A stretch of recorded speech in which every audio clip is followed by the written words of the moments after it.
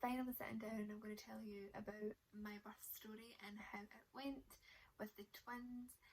Sorry if my camera's shaking, I'm kind of balancing it just now because I wanted to sit and make this video. It's been so long since I actually sat down and recorded anything, and Matthew's got the twins just now, they're having a nap, so this is mummy time. But yeah, I finally wanted to come on and do my birth story because it was honestly the best experience that I could have ever asked for. I loved everything about it. If I could, I would do it again every single day. I relive it in my head every day. So let's get right into it. So on the night of the 16th of July, I started to get a little bit of niggly pains because I just assumed that I was getting stretchy and I was sore, and I was towards the end of my pregnancy. I was getting near the end. I was 35 weeks and 4 days at that point, and I was just assuming that I'm getting really stretched. I probably can't stretch anymore. So I just thought nothing of it. I done a little bit of fake tan because I was preparing myself for the next week because it was my C-section date. So I didn't do a full normal tan that I would normally do. So got in my pyjamas, went to bed, and I still remember having like slight pains in my stomach, and that was it. The next day I woke up, felt absolutely fine, and I went to my mum's. I remember I got new trousers, and I had the new trousers on, and I had like a black t-shirt on.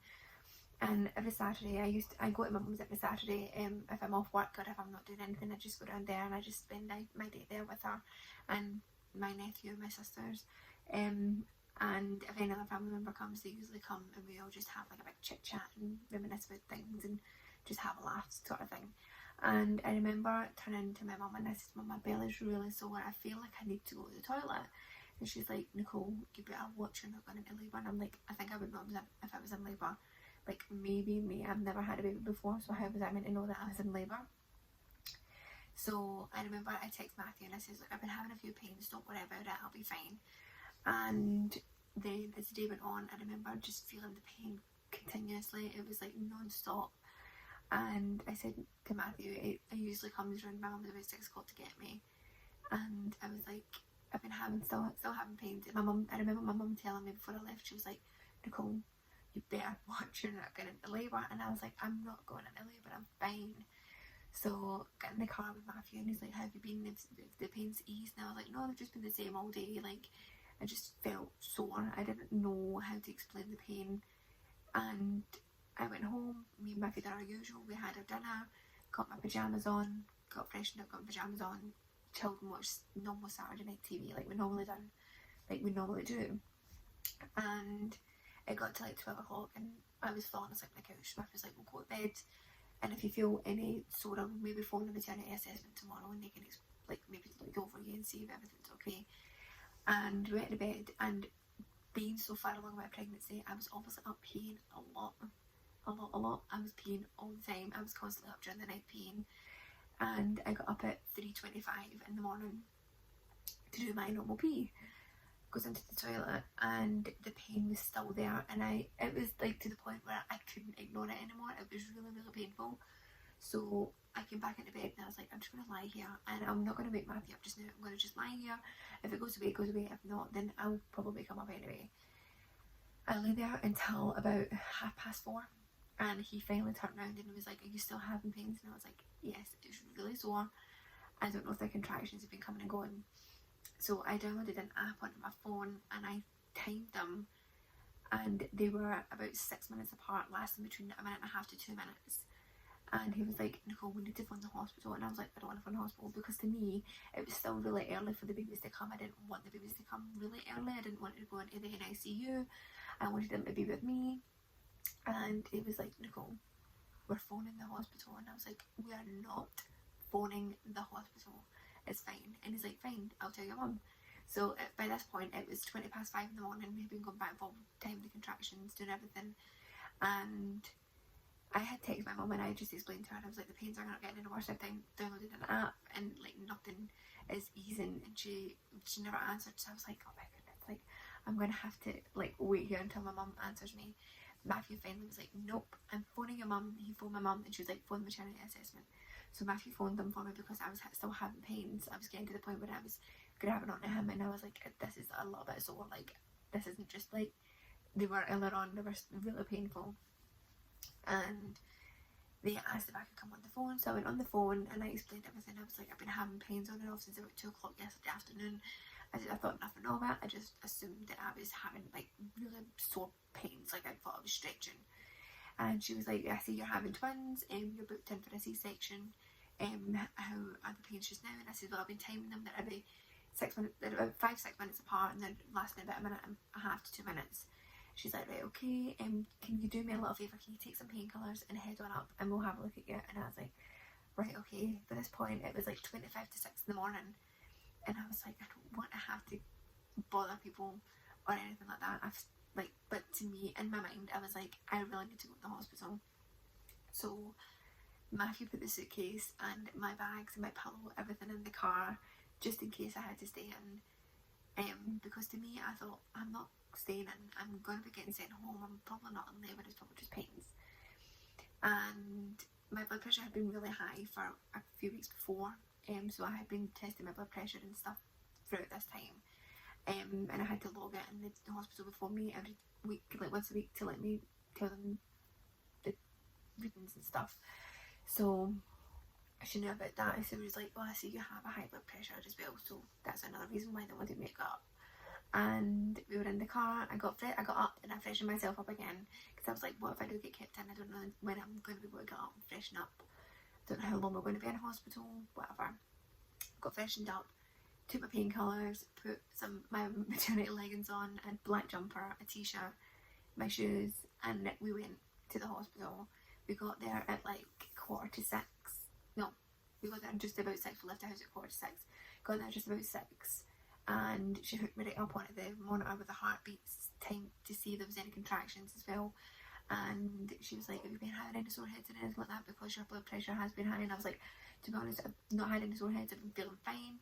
The last few days I've been feeling fine. I'd been on my medication, Letrozole, and that kind of helped regulate everything a lot better than what it had been. So timed them, and obviously because the whole COVID thing, Matthew had to wait outside until I was strapped up and all that. He comes in and he was like, how is it? And I was like, well, just listening to the heartbeats, there's nothing really going on here, and it's just, then you can see the machine. But Rox always moved, and it was so hard. I would sit and hold the thing on my stomach so the nurse didn't have to come back in. It was so annoying, because after all, you kind of get used to the machine, you know when it's moved and all that kind of stuff. So I would hold it on, and the thing kept pinging, and I was like, oh, so annoying, like I can't believe, like I'm in hospital and this is all, it was all so surreal to me. And then it got to like about 7:30, and she came in and she was like, have you been feeling it, if you had any flashing in front of your eyes? But she had asked me this before this time, and I said no, because I hadn't had anything. But when she came back in this time, I had to tell her, I was like, I've had flashing in front of my eyes. And she was like, your blood pressure is a little bit high, I'm going to go and speak to the doctor, and they'll come back and they'll speak to you. So the doctor came in like 15 minutes later, and she was having a feel around to make sure everything felt okay. And she was like, do you mind if we check your cervix just to see if you're dilated at all, and we'll do a scan on you just to see where the baby's aligned? And I was like, yeah, that's fine. She checked my cervix, I was 1 centimetre dilated, and by this point I wasn't having such strong pains. I think the painkillers actually did help me a little bit. And she was like, you're 1 centimetre dilated, I'm going to give you a quick scan just to see what the baby's aligned. But because the two of them were so intertwined, they couldn't really see both of them. One baby was head down, which we now know was Rox, and Harlow was lying across the way, so her head was more up in my ribs. But it was so hard to find two heads because the way they were lying. And she turned to me and she was like, would you like to give birth naturally? And I was like, well, no, I've had my mind set on having a C-section.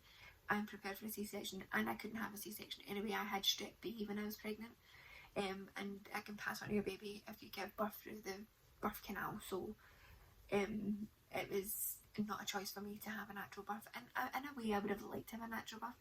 Up until I was 16 weeks I said I was having a natural birth, and then I changed my mind and I booked in for a C-section. So they were like, right, you are getting taken in today, we're going to have to take you up to the labour suite. And they said to Matthew, would you like to go and get our stuff? Have you got our stuff? But Matthew did have the stuff in the car, but I hadn't bought my snacks or anything, so he was like, I'm going to jump home I'm going to freshen myself up, I'll get changed, and then I'll go to the shop and get your sweets, and then we can bring like just my snacks and stuff, and I'll bring this suitcase and that up. I was in the labour suite, and I remember lying on the bed. They told me to get my gown on, and they were like, get naked underneath, and I was like, okay. So I'm walking around, and you think I'd be used to this. I've had so many things done to me over the years with the fertility treatment, and I remember lying on the bed and they put the monitors on me. My midwife was lovely. I had a student midwife and a normal midwife in the room, and the two of them were fantastic. They made me feel so at ease, and I cannot fault anybody at the hospital. They made me feel amazing the full time. So they strapped me back up, and again, Rox was moving everywhere. She had literally had to stand with her hand on the thing to keep him in place so they could track his heartbeat. Then my doctor came in, and I was so glad that she was on that morning. I was like, I'm so glad. And I had a hospital appointment on the Tuesday before, and she was like, try and hold off to your 37 weeks and we'll have nice healthy babies. And I remember she walked in, and I went, they didn't wait, and she just laughed at me because we had literally just said it like 5 days or 4 days before. So yeah, and I remember hearing one of the other doctors coming in, and she peeked in, she went, we're going in at 10, and I was like, it's 20, like nearly 9. Where's Matthew? And I was like, right, okay, they're not going to take me in until Matthew comes here.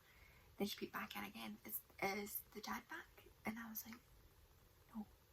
Just as that, Matthew comes in the door, and I remember thinking, oh my god, I've been sitting here for ages knowing that I was going in, like, which felt like forever. I was sitting there, and he finally comes in, and they tell him, like, we're going to take it in. And this doctor came in, and she started like pushing my legs down on the bed, and I'm like, what are you doing? She took my socks off. I hate going to bed without socks on. Don't judge me, but I hate the feeling of it. So obviously you have to get naked, everything has to be off. So I literally was lying on the bed, she's pushing my legs down, and she's like, bend. But because I couldn't understand what she was saying, she was like, bend it, bend. And I was like, right, okay, you just have to say bend. Like, don't push my legs down and expect me to know what to do. Because she was pushing them down, but she wanted me to bend my legs up. And I'm like, why are you pushing my legs down? Anyway, I got moved in a theatre, and I remember just lying on my bed, and I was like, this is the most unreal thing that's ever happened to me. I cannot believe that this is happening right now. Like, I was so prepared for this to be at 37 weeks. I was a week and a day away from having my babies in my head, and the staff were amazing. I cannot say it enough. They were amazing. When it came to getting my spinal put in, that's what I was terrified of. I was terrified of getting a cannula in as well. But my wife was really nice about that. She done that before I got took into the labour ward. Had all that put in. And I got a steroid injection before I went up to the labour ward as well, because the baby's lungs weren't fully developed. And yeah, when I went into the theatre, they were like, right, you're going to get a really cold spray on the back. They kind of explain everything. Then we'll put this sticky back thing on you. You'll feel a sharp scratch. Try not to jump. And then after that, you'll feel your legs going a little bit warm and tingly. And I was like, right, okay, this is fine. I'm going to be fine. And the spray was so cold. I jumped more at that than I did at the needle going in. And I was like, oh my, it's so cold. And then they done my spinal, and it's so weird because I didn't expect it, but you do feel your legs going really heavy and warm. And they were like, lie down before you can't move anything. And I was like, okay, lay down. And they start like preparing everything around you. This lovely nurse was telling me what she's going to put into my hand. She was like, right, I'm going to be doing some water. You'll feel like she was doing all this while I was getting my spinal done at the same time. I'm going to put some water in, it might sting, or you might not feel anything. And my god, did that sting.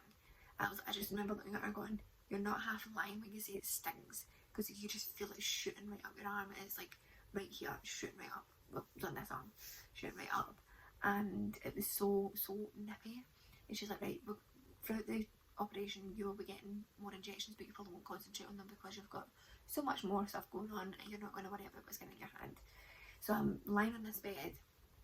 She gave me some antibiotics just so I didn't get any infections. And then a lovely nurse came over, and she was like, we're going to fit your catheter in. Completely forgot what it was called. We're going to put your catheter in. And I remember the full time just lying like at the door going, where's Matthew? Like, where's Matthew? When is he coming in? Because I just wanted to see a familiar face. I was surrounded by people I didn't even know. My doctor wasn't in the room yet because she was still getting scrubbed up. I just remember looking about, and the only good thing was I remember the song that was playing in the room when the babies were born, because it was the song that I heard just before Matthew came in, and the babies were literally born 2 seconds later. But I remember lying there, and there was a lovely nurse. She was right behind me. She was just reassuring me. She was like, "Are you okay? Your blood pressure's constantly getting taken." The nurse is putting more stuff into my hand, and I'm like, right. And the uncontrollable shaking, they do not lie when they tell you you're going to shake uncontrollably. I remember lying there, and Matthew was laughing at me, and I'm like, I can't stop shaking. I would shake, but I'll shake the camera because it's the way it's balanced. But I was literally shaking so much, and Matthew was just laughing at me because he was like, you can't stop shaking. I was like, I know. And I'm like, it's just the way the whole thing's going through my body. Then this man comes up and he's going, right, I'm going to spray you with a freezing cold spray. You tell me where you can feel it. Sprays it from my toes right the way up till it gets to just about here on my arm. And he was like, can you feel that? And I'm like, well, I can feel it a little bit just below, like where my boobs are. And he's like, right, okay. Goes back, comes back 5 minutes, like 5 minutes later. Does it again, where can you feel it? And I'm like, I can feel it like literally here. And that was it, because that was me numb. I couldn't feel a thing. Matthew's sitting next to me, and Rain on Me by Ariana Grande and Lady Gaga was playing on the radio as they lifted my little boy out. I'm just going to say that just it was the best moment ever. I still can't believe when the nurse came to me and she was like, that's the first incision made. And I was like, I didn't even feel a thing. I just assumed that you felt something. It was so weird. I just assumed that you felt some sort of stretching, and even though people do say they feel it, but I felt nothing. That's why I think it was amazing, because you've got all these people just assuring you and making sure that everything's okay, that you're okay, that Matthew's okay. And then I remember Rox being born and just walking past and hearing his little cry, and it was so nice. And then Harlow was born, and I remember the midwife coming over and she was like, the boy came first, because the whole way through my pregnancy it was Harlow who was first. She was like, the boys came first, and I was like, oh my god. And then Harlow comes, and she had to get a little bit of help because she couldn't breathe fully because she got a little bit of fluid in her lungs, which is normal for a second baby, because with twins, if the second baby's still lying in the fluid, they'll get water in their lungs, and it's called wet lung. She came and had a quick cuddle. We got a lovely picture. I'll insert pictures throughout this when I'm talking. So she came and got a little hug and a picture. She went up to the NICU to get a little bit of help, and I was stitched up, put in recovery. I was in recovery for 5 hours. Matthew got to stay with me the full time, which I was so thankful for, because I thought that he was going to get sent home because COVID was stopping people from staying in the hospital. And then we had Rox. I will never forget the warmth of Rox lying on my chest. It's true what they say, you just get this burst of love when your baby's put on your chest, and it was something that I had longed for so long, and it was finally here, and I will never ever forget how warm it was. And then I didn't really get to have skin to skin with Harlow straight away because she was away. But when I was in recovery, they put Rox on me, and then they took him away and let Matthew feed him so that I could kind of get a little bit of rest, because I had been up since goodness knows what time. I was so hungry. I hadn't eaten since 7 o'clock the night before, and I couldn't eat until they knew my blood flow was like stemmed, because they're constantly massaging your belly to make sure that your blood's flowing the way it should. You're not getting any blood clots, because if you do, you need to go back into surgery, and that's obviously why you can't eat for so long. And then they brought Harlow down, and everyone was like, oh, there's twins, and I was like, yeah, but I don't really know it was twins. But my midwife was lovely. The midwife who was with me in the labour room was with me right up until I went out of recovery. She went on a break, and then I had another midwife, but she came back and she was like, well, it's so nice to see you with both of them, and she put the 2 of them on me, and we got some nice little pictures of me holding the babies together for the first time, with the first skin to skin. And it's true what they say, you don't care. Like, when you're lying there, you get everything out. You do not even care if anyone sees a nipple. It's like you've just created 2 human beings, and they're just lying on your chest. Just give me that warmth and give me that bond with my babies. And then they took them, and Harlow got a bottle, and they got them ready, and the first little baby grows, which I've kept. They're coming home outfits and their baby grows, and I've kept little cardigans and hats they had on in the hospital. Kept their hospital bags. They had cannulas in, but they had like a little thing around it. I got one of them, and a memory box. and yeah, the two of them had to go up to the NICU to get antibiotics just in case they had the strep B, which I think everything was absolutely fine. Both babies were absolutely fine. For the first night, I got up and walked about, literally about, I had my C-section at 10 o'clock, and I was up walking about probably about 8 o'clock that night. So it does wear off. Your legs do come back really fast. Well, mine did anyway. I remember lying in the bed and I was like, I can feel my legs. And then Matthew went home, and I didn't want him to leave. I just wanted him to stay with me because it was such a little bubble. We are in such a little new family bubble, and I got moved into my room, and I was so lucky I had my own room. I think it's because I had twins. It's boring though because you don't have a TV, but even though you've got your phone, you don't have time because you're too busy looking at your babies the whole time. But I managed to get up and get changed, and I remember was like, I don't know how I'm going to do this on my own. I wish somebody was here with me. But the first night, the midwives were amazing because the babies were getting antibiotics every 3 hours. They were getting injections and they were getting checks every 3 hours. So they took them for their feeds for the whole night. Obviously, I was waking up when they were coming in and out, and I would help when I could help. If they took one baby away, I would feed one, and they'd bring the baby back and then feed that one, or they would just do it or whatever. And then I was lying on the bed and I was like, I feel really wet to the midwife when she came in, like the nurse. She was like, what do you mean you feel really wet? And I was like, I think my catheter's leaking. And she was like, what? And I was like, I think my catheter's leaking.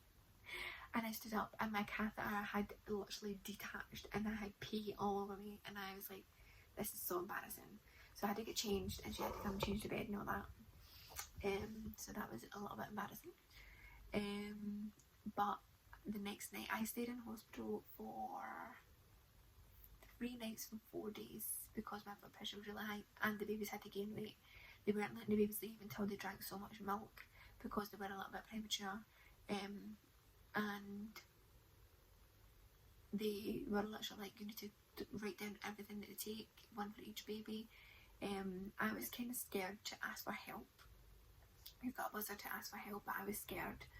And I felt like I have to be independent. These are my babies. I need to learn to take care of myself. The second night I broke down and I literally couldn't do it. I had been doing it the full day myself. I locked myself away in the room. I never went out to get any lunch or anything. I would just wait till people brought stuff into me. And I remember they had so much going on, and like I had been told when I was sitting myself that my daughter might have had Down syndrome, and I remember thinking, surely they can't have done that without me being. They knew I was married, they knew I had a husband. Surely they should have waited until Matthew was there to tell me this. But I had literally just had 2 babies. I was still so out of it. I didn't even know what was happening. I had different doctors in the room telling me things about the milk, and then I had this paediatrician come in and say that my daughter might have had Down syndrome. It wouldn't have made a difference if she did, so I don't know why she was coming in and telling me this. This was throughout that day, and Matthew texted me and said he wasn't feeling well and didn't want to come up because they wanted to spread in the babies. So my mum came in, and it was literally like 15 minutes before my mum was coming in that they told me, and I broke down in tears. I was sitting in my room crying because I couldn't believe they had just came in and said this to me. I couldn't believe that they had literally sat down, had me sitting on the bed, and then came in and said my daughter had Down syndrome because she had looks of Down syndrome. And I'm like, doesn't make a difference. Don't get me and Matthew did say at the start, like we were like, she does look a little bit like she's got Down syndrome, but to us it wouldn't have made a difference. She was our daughter, we were going to love her no matter what. And then she was like, do you mind if I get another doctor to come in and have a look? And I was like, yeah, that's fine. I sat crying until she came back in that room, and I lied to her saying that I had a sore in my nose and I hit it, and I was crying because of that. It wasn't. It was because I had just been told that my daughter may have Down syndrome while I was in the room alone. Whatever. It still angers me to this day that I never done anything about it. Technically I still could, but it still angers me to the point where you could have waited until my husband, or at least my mum, was there. Like, seriously. And the doctor came in, she was like, I don't see, like, I mean, I do understand why you think that she's got Down syndrome because of the shape of her eyes, but her hands are absolutely fine because Down syndrome baby is something's different on her hands. She was like, but she looks absolutely normal. She looks like a normal baby. And I kind of remember the doctor looking at the paediatrician like, why would you even assume that this baby's got Down syndrome? But my mum came in at the visiting hour, and you had to book in a time. We only had half an hour visits. Can you imagine that? Spending a full day in a room yourself with 2 babies and being bored and not having time to even get up and get washed properly. And then my mum walks in and I had like a half an hour with her, which was a little bit shit, to be honest with you. But my mum came in and she just looked at me and she was like, what is it? And I went, they think Harlow's got Down syndrome. She was like, what do you mean they think Harlow's got Down syndrome? And I was like, they just came in and told me. She went, they shouldn't have told you, you're sitting yourself. And I was like, I know. So she was a little bit angry about it as well. And I remember I was like, you can't tell Matthew, because Matthew had dropped my mum off and he waited for my mum to take her back home. And I was like, you can't tell Matthew. I will tell Matthew. I'll FaceTime him tonight before I go to sleep and I will tell Matthew. And I remember I was just lying in bed. I had been crying the whole day. I was thinking about it the full time. And I remember just lying in the bed and I was like, I'm going to FaceTime him now. And he was like, what's wrong? And I was like, I think Harlow's got Down syndrome. And he was like, I told you this. And I was like, I know, but it doesn't mean that she does have Down syndrome. Just because she looks like she's got Down syndrome doesn't mean she's got Down syndrome. But I said everything, the doctor thinks she's fine, and if we wanted to do a blood test, a genetics blood test, we could, but then by the time they came back, she'd already had her cannula out and they didn't want to do another injection on her. So we just left it at that. And then the next day I was so glad because Matthew felt better and he could come up, and it was the first day that he finally was sitting with us. And that night I broke down. I literally had had enough. I couldn't handle both babies crying. I couldn't feed them at the same time. This is because I wasn't asking for the help. And then a lovely young midwife came in, was doing her rounds, and she was like, are you okay? And I was like, I can't do this. I'm so stressed out, I can't do it. And she's like, you don't know you can ask for help? And I was like, I know I can ask for help.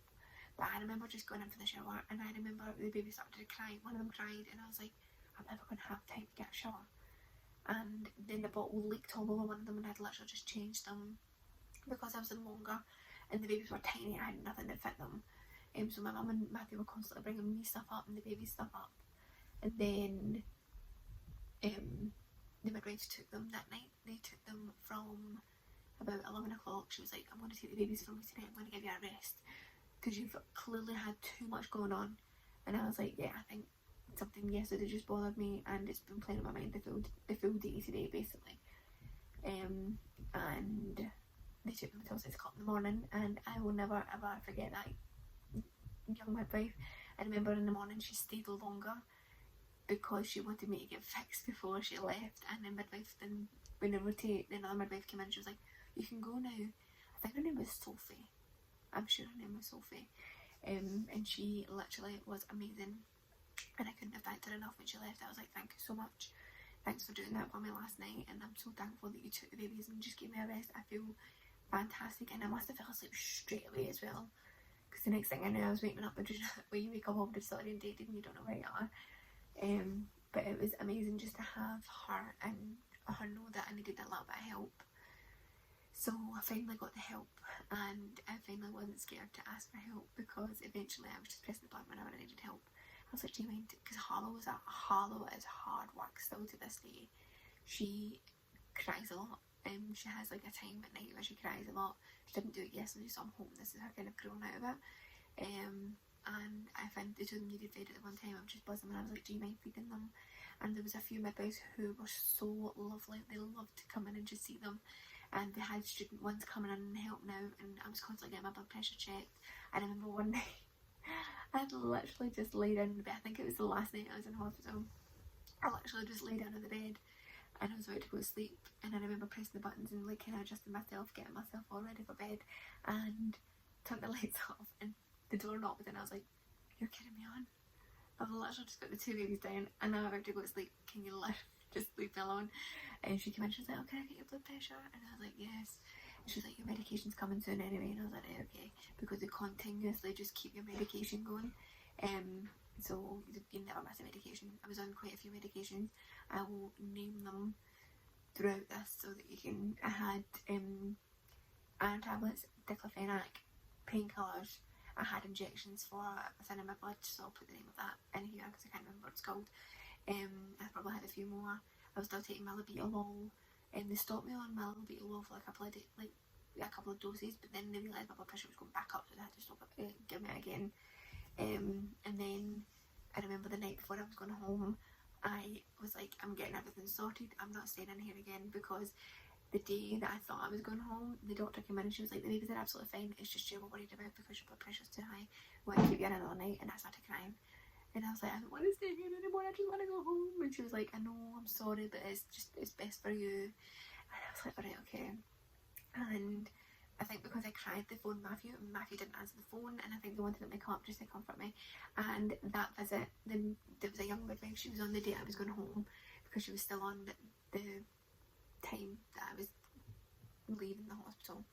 And she came in and she was like, is anyone coming to visit you today? And I was like, yeah, my husband's coming. And she was like, you can stay longer, you're in your own room, you're in a side room, you can stay a little bit longer if you want. And I was like, thanks. And I remember texting Matthew and I was like, do you want to come up a little bit later tonight, and then that means you can stay and we can have something to eat together. So he brought McDonald's up and we chilled out, and we just had, I think he stayed for just over an hour, and it was really nice because I managed to just spend time with him, and he managed to see the babies a lot more. And then I remember he left, and I was like, I'm going to get a shower and I'm going to sit down and I'm going to watch some TV on my phone. And then the midwife came in and she was like, we're going to do a discharge meeting just now. And I was like, definitely going home, I don't care what you say, I'm definitely going home. Got my meeting, and I was so happy because I knew I was going home. And I had everything sitting, and I remember looking at it going, yes, I'm going home tomorrow. Got the baby's outfits ready, I've got my outfit ready, I'm going to get up, I'm going to get washed, and I'm going to get fixed, and I'm just going to do my makeup. I remember asking Maggie to bring makeup up because I had fake tan up to here, and I had a white face and I looked really ill. So I got myself fixed, and I waited, and the midwife came in and she was like, I went, what time do you think I'll go home at? And she was like, this was the next morning, the day I was going home, and she was like, what time do you want to go home at? And I went, 1 o'clock, and she went, make it 2, and then I'll try my best to get you home. And I was like, right, okay. And I texted Matthew, and I was like, you could probably come up a little bit earlier. And they must have already took my name off the board, because when Matthew buzzed in, there was like, who's Nicolle Hamilton? And then the midwife was like, she's getting discharged, she's one of the twins. So Matthew came in and he took all the stuff to the car, and I was so annoyed I left my pillow in the hospital. Because it was one thing I said, oh, I'll take the pillow and you grab the babies. Completely forgot the pillow. Still annoyed to this day when I think about it. I didn't realise I'd left it until I was watching an episode of Friends like 2 days later. And I was like, and it was when Rachel was having birth, and he was like, I got the pillow, and I was like, Matthew, we left my pillow in the hospital. I was so annoyed. But anyway, we managed to get them out, and trying to get the car seats in the car was so annoying because our car seats don't have ISOFIXes. We just strap them in, and once you've done it like 3 times, you're a wizard. So we've done it, no bother. Now, we just strap them in and out, and I'm going to have to buy them new car seats because they're getting too big. And yeah, we drove home slowly, and I remember saying, Matthew, concentrate when you're driving. We can't have any accidents or anything like that. Not when we've got babies in the car. We can't have anything like that happening. Not that we hadn't had any before. And we drove past his mum and dad's house because she hadn't met them yet. She peeked in, she's crying, she was so happy. Then we got home and my mum had fixed everything, and she put banners up, and she put wee things in the room for us, and we had like cards, and my 2 sisters came to meet them that night. It was so nice, and I feel like every time I think about my birth, it was the most amazing thing that I ever could have imagined, and the experience was out of this world. Honestly, the most surreal thing that's ever happened, and I can't believe I was so scared to even have a C-section. My scar is still a little bit tender underneath because it does take a while. You're not fully healed for a long time after a C-section, but my scar was fully healed after 17 days. I did get a little bit of an infection in my wound, but that went away after a few days. I got cream from the doctor for that. I had to send them pictures because obviously you couldn't go to the doctors at this point. And then I don't even know what else has happened. I feel like it's been such a whirlwind few months. The babies are 3 months and 2 days old now. They are 13 weeks and 2 days. 3 days, 13 weeks and 3 days, but they are officially 3 months and 2 days. The weight works out, so they are 3 months old. They're little chunky monkeys now. I'll insert some pictures so you can see them. Rox is the cutest little thing. He lies in his Moses basket at night and he squeaks like a little bird. He's like, ah. Harlow, as I said, loves her crying, and I'm hoping she's grown out of it because she's not done it yesterday, and to be honest with you, the time it is just now, she usually starts and she's not done it yet. The babies love the bath. They are constantly they splash everywhere. They love a bath. I've been trying to take pictures of them every single day just so I don't forget anything. I'm quite a nostalgic person. Like, if I look at something that's in my wardrobe and I go, oh, that one is in hospital, or I look at the baby stuff and I remember everything that happened when they wore a specific baby grow, or like I've looked through all the clothes and I've gave away stuff and they're going into their cots at the weekend. I'm taking them at the Moses baskets. They're far too big for Moses baskets. They're not massively big, but they're getting there. So I've ordered them. I've got the mattresses. The cots are in my mum's house. I'm getting them at the weekend. And then we need to move the room about again. We moved it to make it more compatible for the Moses baskets, but now we've no room for the cots, so we're going to have to change all that about. I do keep a lot of updates on my Instagram, as I always say. Follow us on Instagram, you'll get updated quite a lot with that, mostly weekly. I do a postpartum. I think that will be my last postpartum thing I'll do, and maybe I might do one when I'm 6 months postpartum. But I've done 1 at 12 weeks for postpartum, and to be honest with you, I'm so proud of my body. I was expecting to have gained a lot of weight when I was pregnant, but I gained 10 pounds, and both babies were, their weights together were 10 pounds. I literally gained baby. So proud of myself. But yeah, I have done a story thing on my Instagram if you want to read it instead of watching this video. But you've already watched the video, so it doesn't matter. But yeah, Matthew's been amazing. He's constantly washing bottles. We have had a few bad days, don't get me wrong. I had to stay with my mum because we wanted time apart. It wasn't just me, both of us needed that little time apart, so I stayed with my mum for a night just to get away from him. But it did make us that bit stronger, just knowing that if we did need a break, we can talk to each other now. We've always been someone who would sit down and have conversations with each other, so I think it's easy like that. But I'm glad that we're at that stage now where the babies are sleeping most of the night. Rox still gets up during the night. Last night he was up at 4:30 and they went to bed just before 12. Like, we try and put them into bed and then dream feed them and then put them back in. This is a new routine we've started.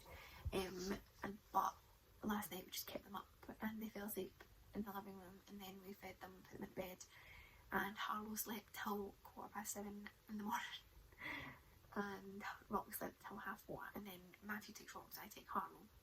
So yeah. The babies love lights, so we've got them a light thing at night time. They put that on. They like watching the lights in the ceiling. To be honest, if I'm lying in bed and it's on, I fall asleep when it's on. But yeah, if I've missed anything, I'll probably do another video. I'll bring the babies in. Actually, I'll go and get the babies now and I can show you them and you can meet them at this age. Hi, Kitty. Mummy's blind. So we've only got Harlow. Rox is still asleep. So this is Harlow. Say hi. He's laughing at the light. He's laughing at the light, baby. I don't think she realises where the light is. She's looking at the wall. They love looking at the light shades as well. They're so weird. This is Harlow. Look how cute she is. She's a little baby. Look, Harlow, look at you. She loves the camera. See, you've got your phone out and you go say cheese. She goes and smiles. She's really cute. Look at her. Harlow. Hi, baby. She loves her mama. I think they're going to smile soon. Harlow looks a little bit like me. But Rox is spitting images as daddy. But the next time I video, I'll promise I'll bring Rox in. But he's sleeping just now and we don't really want to wake them up. But she's loving this light. She's so cute. But yeah. So I'm going to say bye bye to everybody. Your brother can come in next time. You've probably seen loads of pictures through this video of the babies anyway, so you won't miss Rox. But I definitely will bring him in next time so you can see him. But if you like watching my videos, please like and subscribe to my channel, and don't forget to put your bell on, and I will see you all very soon. Say bye, Harlow. Bye. Say bye bye. Bye. Bye, everyone.